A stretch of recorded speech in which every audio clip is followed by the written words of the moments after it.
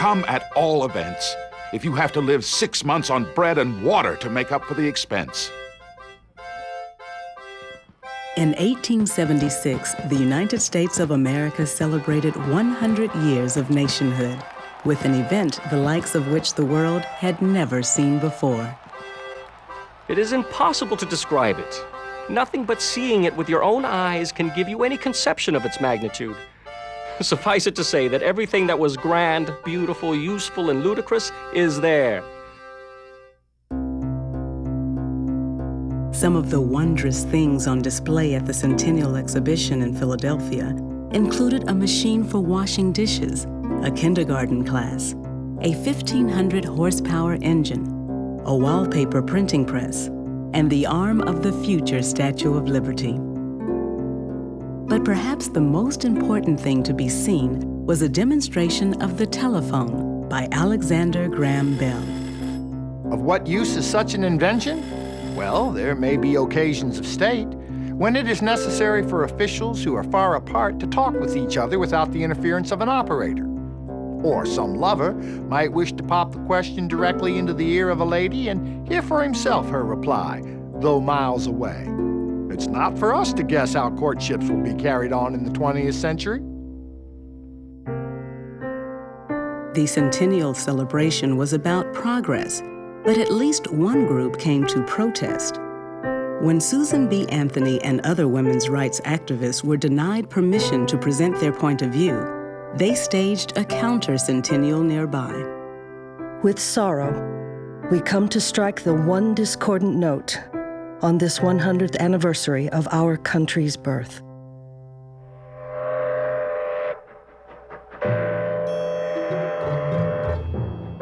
The United States turned 100 years old in the midst of an era of rapid and sweeping change.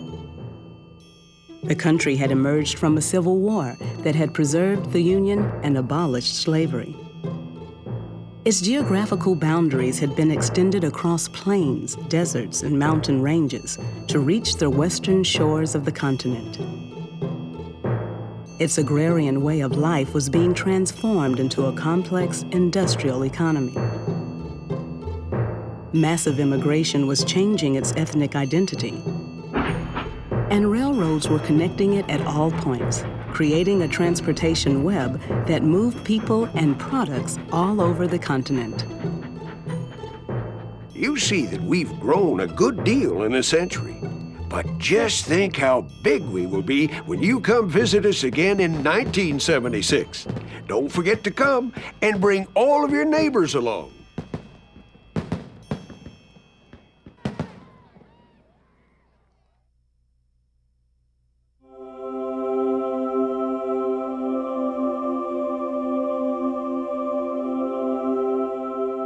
By the year of its centennial, the United States comprised some 3 million square miles of territory, much of it still sparsely inhabited. But immigrants seeking new land and new lives were rapidly filling up the West as Native Americans underwent the final stages of displacement. While the Native American population was steadily declining, the population of the country as a whole had increased tenfold in the preceding century to around 40 million persons. About 8 million of these were immigrants who had arrived in the U.S. since 1847. Many remained in the city where they landed, New York. Because the city is now the centerpiece of this new industrial capitalist economy, which has been enormously enhanced by the Civil War, what you had was, in fact, an injection of a tremendous volume of cash into the New York upper classes, and they explode in this era, in the Gilded Age of massive, conspicuous consumption, and they begin to do their chateaus and their great stables of horses, and the high life. They're notorious and they're famous for this. At the same time, you're getting a tremendous division. The same Irish who were rioting in the Civil War period are, in fact, still in miserable, squalid housing hovels down in the Lower East Side and various places around the city by the 1870s. In 1876, the Transcontinental Railroad had been completed for 7 years. It was now possible for a traveler to leave New York and by taking connecting trains to travel all the way across the country. The transcontinental traveler would head first for Chicago, which had already begun to displace St. Louis as the commercial center of the Midwest. After the Civil War, St. Louis had a relatively complacent business community that relied upon Logan Revis's theory that St. Louis would prevail simply because of its natural advantages. What no one, of course, calculated was the rise of railroads, which, of course, made the rivers and the so-called natural advantages of St. Louis irrelevant. Chicago was very quick to capitalize on the new technology, the railroads. One might also say is the sources of capital. St. Louis looked down the river to New Orleans. Chicago looked eastward to New York. And when New York becomes the great city, Chicago is its outpost. The rivalry of these two Midwestern cities extended into a whole new arena in the spring of 1876, when the St. Louis Cardinals faced the Chicago Cubs in one of the nation's first Major League Baseball games. Resuming the journey westward, the traveler would continue from Chicago to Omaha, Nebraska, and there board another train headed for California. The Pacific Express passed through Cheyenne and continued west across the lower half of the Wyoming Territory. Some 300 miles north of the railroad line, General George Custer's army was wiped out by Sioux Indians in the Battle of Little Bighorn on June 25, 1876. It was the last time Native Americans would win a significant victory against the ever-increasing numbers of white settlers in the West. In Utah Territory, the railroad ran north of the Great Salt Lake, bypassing the Mormon colony at the southern end. There, Brigham Young and his followers had tried to escape the influence of non-Mormons once and for all. But westward expansion quickly caught up with them. Passing through the Sierra Nevadas, passengers received a grisly reminder of the hardships endured by earlier transcontinental travelers. There, a group of pioneers known as the Donner Party had lost their way and resorted to cannibalism to stay alive. On the other side of the mountains lay Sacramento, western terminal of the Transcontinental Express. From Sacramento, it was only a short train ride to San Francisco, the largest city on the Pacific coast. You have a city which is now 100 years away from that small Spanish outpost that was founded there in 1776. You have a city of tens of thousands of people, which is a good-sized city for its time. You have the third busiest port in the United States at that time. And you have a very sophisticated culture because that instantaneous money immediately brought in virtually every cultural enterprise you can imagine. Theater, music, and opera, and so forth. Numerous newspapers and publications and so forth. By 1876, San Francisco had the largest percentage of foreign-born residents of any city in the United States. This is not the land of Oz, or it's not Nirvana, but it worked fairly smoothly as you had these shifting groups of minorities who began more and more to cooperate with the Anglos that were dominant in the earlier part of the post-Gold Rush period. A traveler wishing to go on to Oregon Territory could buy a ticket on one of the steamboats which regularly sailed up the Pacific coast into the mouth of the Columbia River and on to Portland. Portland, by the mid-1870s, had well over 20,000 people in it, but it was still a pretty rough city, primarily Protestant, white. There were some African Americans here, certainly, and Chinese, and a few, but not many Japanese. But very much a white culture. A lot of men here, laborers, working in the small industrial fabrication plants and working in forest products, working in felling timber and working in lumber mills. The traveler wishing to reach the New Mexico Territory from the West Coast in 1876 would find the journey a difficult one. The trip from San Francisco to Santa Fe required a hard ride by horse or stagecoach across Death Valley. If one were not done in by heat and thirst, hostile Indians or outlaws, one would find on arrival a land suffering from drought, political violence, and ongoing conflict between Native Americans, Mexican Americans, and white settlers. At 1876, things are very, very difficult for people of Mexican origin just about anywhere. Texas, New Mexico, Arizona, California, Nevada, Utah, partly because while many of them have in fact mastered English, many at that point in time have seen their lands taken or eroding. Formal education is minimal. And so there isn't an ability or a way of competing with the Euro-Americans who have money, who quickly buy land, who attend schools, and who have access to East Coast economic channels. So there's an erosion of social status, of political status, of economic status and ability. To travel east from Santa Fe, one could first head north to Denver and there board a train bound for St. Louis.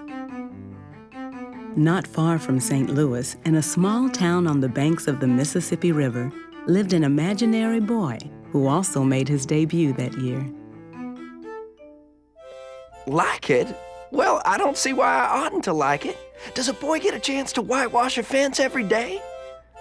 The Adventures of Tom Sawyer by Mark Twain was published in December 1876 to widespread critical acclaim. It was the story of an American boy growing up in a simpler time before the complex changes wrought by Civil War and industrialization. The traveler wishing to go east across the deep South could take a steamer down the Mississippi as far as Vicksburg. From there, the best route was a series of connecting trains through Mississippi, Alabama, Georgia, and South Carolina. The train passed through many areas of the South still struggling to recover from the devastation of the Civil War. On appearance, African Americans in the South did not seem to be much better off since the war and the subsequent constitutional revolution. But they were no longer slaves, and therein lay a world of difference. With freedom, there was hope for a better life, if not for oneself, at least for one's children. Many whites whose circumstances had been greatly reduced by the war had begun to reassert their power in Southern society. By the middle of the 1870s, there was a feeling in Charleston as well as the rest of the South that maybe Reconstruction was coming to an end and that prosperity would return. Also, by the 1870s, it was discovered that phosphates could be mined out of many former plantation lands. And so the growth of a phosphate mining industry and fertilizer sort of salvaged the fortunes of some of the older Charleston families. It brought some prosperity to the city. And the city itself was experiencing a little bit of a resurgence through business. By and large, a lot of the Charlestonians who had been prominent in the years before the war, though, were still struggling to reclaim their fortunes or to hold on to what possessions they retained. In Centennial America, change was everywhere, but resistance to change was also strong.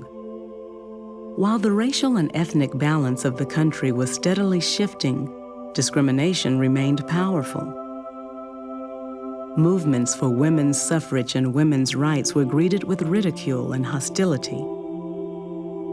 Labor strikes and other efforts to break the stranglehold of monopolistic capitalism were put down with violent force.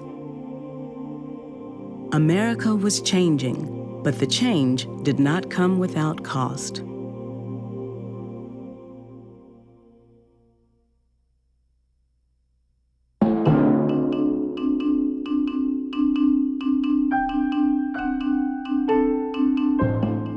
What happened in the first century of American independence was that freedom became a major battleground, particularly the issue of slavery, of course, but the issue of the rights of women, laborers, others. Some areas of freedom have been enormously expanded. Other areas of freedom really hadn't changed very much. The racial boundaries of freedom were far more expanded in 1876 than in 1776. African Americans have been included within the legal definitions and political definitions of freedom in the United States, which they weren't in 1776. The gender boundary remained pretty rigid. Women still lacked the right to vote in 1876 as they had in 1776. They still lacked real legal autonomy. Native Americans probably enjoyed less freedom in 1876 than they did in 1776. News of the Custer outbreak breaks in the New York Times on the 4th of July, 1876. But it is a short-lived victory, because after that, the United States government military will mount a campaign which will defeat the Plains tribes and force them onto reservations. After they're put on reservations, then, most Native American people are desperately trying to retain their identity and to hold on to their ethnic enclaves as people that are being surrounded. In 1876, there was now an articulation, a vision of what women's place in American society and American public order could be. When the 14th Amendment was passed, women's rights activists were very much part of the conversation.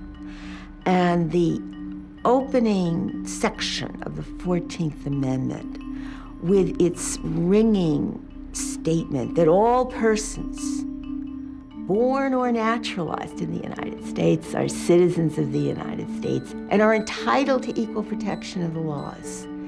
That is what they wanted. That is what they had dreamed of. But when women raised questions about ways in which they were treated differently from men, the response generally was, oh, no, you don't really understand. That different treatment is really privilege. If you had been standing in America in 1876, I think you would have seen the complexity of that time clearly. Lots of gains. Constitutional amendments had been passed that theoretically guaranteed African American citizenship and the rights of citizens. There were all kinds of reasons that you could have been very optimistic. By the same token, there were reasons for concern. There was a rising level of violence in the South. You would have seen a situation in which the federal government was seeming less and less willing to press itself to protect African American rights. The story of freedom is an unending, unfinished one. So it didn't end in 1877. Some areas of freedom had expanded tremendously, and others it was left to the 20th century to really fight those battles. Because we were created as a nation by a revolution which claimed to establish a nation embodying the principle of universal liberty, freedom has been more central to our political language than in any other country. That means it's important to know this history, and it's most important to know that freedom is a changeable idea. It's a contested idea. There is no single definition of freedom. There is no fixed meaning of freedom. Freedom is not a predetermined concept to which American history is evolving. It's a constant set of struggles, and its meaning has changed in the past. It will change in the future, and you might say we ourselves, as the next generation in the 21st century, can decide for ourselves what we want freedom to be.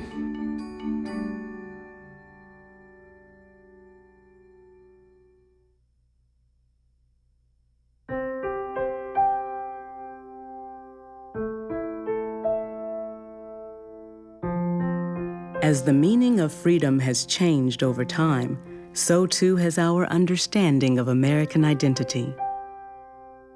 Few stories illustrate this better than that of Thomas Jefferson and his slave, Sally Hemings. The story really begins for the public during Jefferson's first presidency, when a man named James Callender, who was a journalist, first wrote about the idea, or put forth in the newspaper, that Jefferson had a relationship with a woman named Sally. And he talks about Jefferson and Sally having numerous children, and that she was something like the mistress of Monticello. The story died down, and it resurfaced really in 1873, when a man named Madison Hemings gave an interview to an Ohio newspaper in which he claimed that he was the son of Thomas Jefferson and Sally Hemings. And he talked about his life at Monticello, how he'd grown up, what Jefferson was like, a little bit about what his mother was like. And again, the story died down, and most scholars, the vast majority of Jefferson scholars, rejected the story as something that was outlandish and untrue. And it wasn't until 1969, when Winthrop Jordan wrote a book called White Over Black, that there was sort of an even-handed treatment, assessment of the story. And of course, in 1974, Fawn Brodie wrote her famous book about Jefferson, in which she accepted the Hemings liaison and caused quite a controversy. But that was a book that sort of brought the story back to modern America.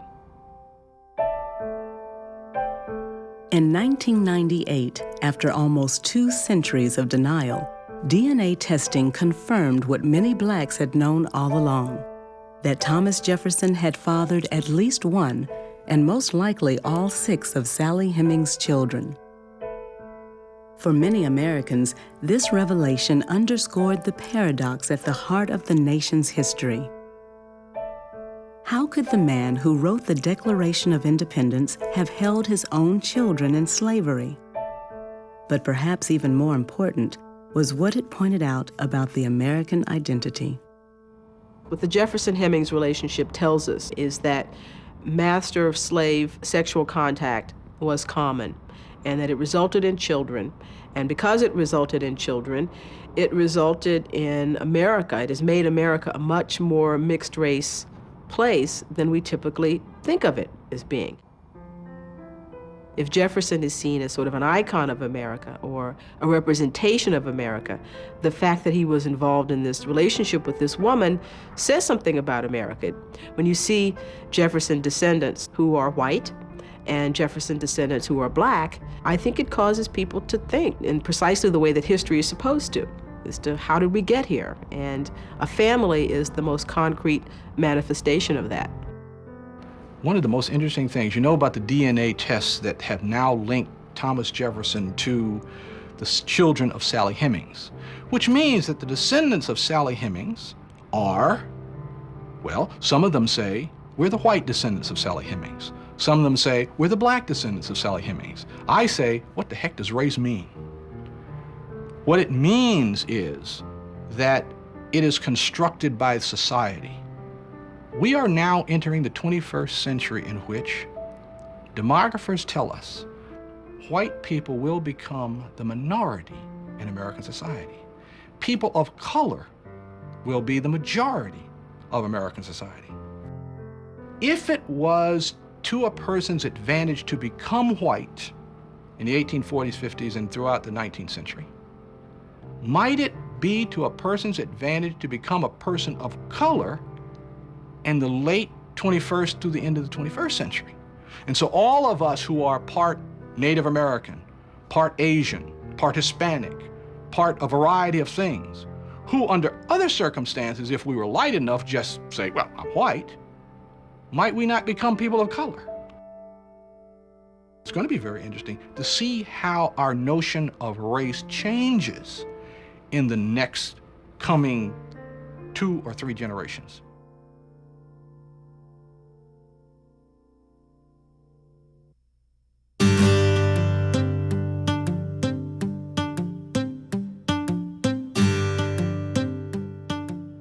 If I could only teach one thing to students about American history, it would be that they create history. It is not a set of stories you memorize. It is dynamic, and their choices will make them part of it. We tend to think of the bad things that happen. Prejudice, warfare, violence. If you look at the other side of the coin, though, people always also do very positive things, like fall in love with people that they're not supposed to, achieve things that they're not supposed to, in the least expected circumstances. People in past times did not have their sights set on America as it is today. They were not marching inevitably toward the America that we know today. It was a long process, a process that was participated in by people who struggled at great personal sacrifice, trying to push America in the direction that America in its founding sacred documents said it wanted to go. Those people were black, those people were white, they were Native American, they were Hispanic, they were the variety of peoples who have made up the American people. Our history is a record of continuing battles over basic ideals. We have to take pride in our successes, but not be afraid to confront candidly the ways in which we have failed to live up to our ideals. The most enriching part of it is to understand that there is a movement toward reconciling all of these competing interests and ideas and thoughts and perspectives coming together in the study of U.S. history. And it's not easy, and it never will be.